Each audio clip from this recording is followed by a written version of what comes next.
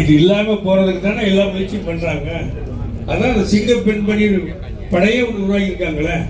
நிச்சயமாக சிங்க பெண்மணி படையை அது சரிவா பண்ணிட்டாங்கன்னா நிச்சயமாக எந்த பொம்பளையும் பாதிக்கப்பட மாட்டாங்க.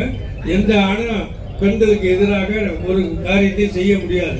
சிங்கப்பெருடைய அந்த பெண்களுடைய படை சீக்கிரமா போய் எல்லாத்தையும் தடுப்புன்னு நான் நம்புறேன். நீங்க கூட்டணி பேச்சுவார்த்தை ஈடுபட்ட பொழுது இன்றும் இருப்போம், நேற்றும் இருந்தோம், நாளையும் இருப்போம்னு திமுக கூட்டணியில் இருக்கிறத பத்தி அவர் இருக்கும்போது சொன்னேன். அந்த கூட்டணியில இருக்கும்போது அப்படி சொன்னமா? இல்லம்மா, அந்த கூட்டணியில இருக்கும்போது அப்படி சொன்னேன். இப்பதான் இல்லையே. அந்த கூட்டம் இருக்கும்போது தான் நான் சொன்னேன். அப்பதான் சொல்றேன். இப்போ தமிழக வெற்றி கழக கூட்டணியில இன்று இருக்கிறோம், நாளை இருப்போம், தொடர்ந்து இருப்போம் சொல்றேன். ஏன்னா அந்த கூட்டணி இருக்கிறதுனால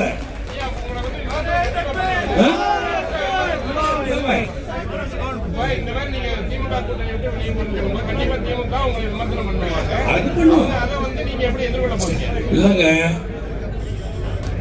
நண்பர்கள் என்னை நிறைய விமர்சனம் பண்ணலாம், இப்பவே பண்ணிக்கிட்டு தான் இருக்கிறாங்க, என்னமோ சொல்லிட்டு இருக்கிறாங்க. அதெல்லாம் நாங்கள் காதில் வாங்கிக்கிறது இல்லை சார். என் நண்பர்கள் தானே, என்னுடைய இனிய நண்பர்கள். சில பேர் தெரிஞ்சு பேசலாம், தெரியாம பேசலாம். ஆனால் அவர்கள் எது செஞ்சாலும் எங்களுக்கு அது பதில் சொல்ல மாட்டோம். அதுக்கு நான் விமர்சனம், அதுக்கு அது ஒரு விமர்சனம் நான் கருத மாட்டோம்.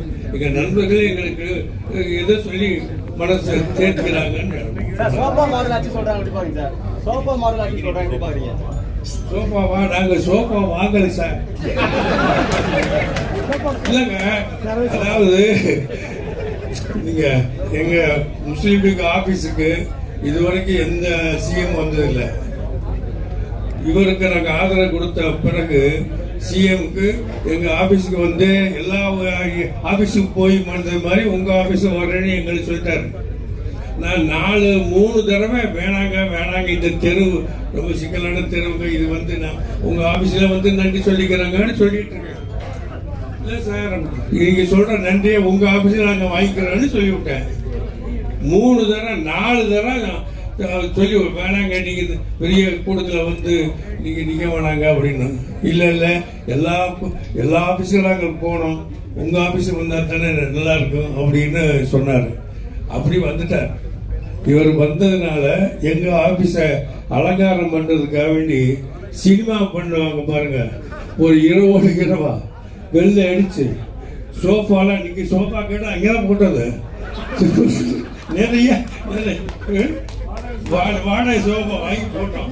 நிறைய சோஃபாவா வாங்கி 7-8 சோஃபா போட்டு அவர் வந்தவொடனே உட்கார வைக்கணுமேனு சொல்லி அதான் நாங்கள் பண்ணதை தவிர வேற சோஃபா அந்த இதெல்லாம் எங்களுக்கு கூட தெரியாது சார். என்ன போட்டாலே அப்பயே காலையில் தூக்கிட்டு போயிட்டாங்க சார்.